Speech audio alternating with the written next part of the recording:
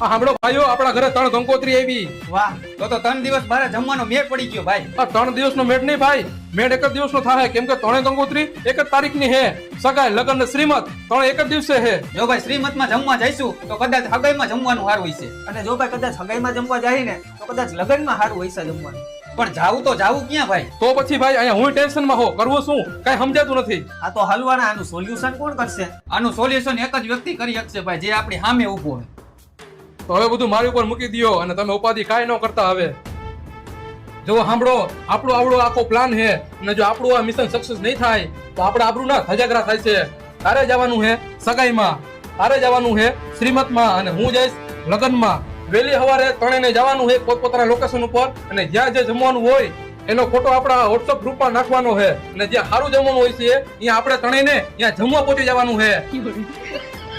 હમ હોગે કામયાબ.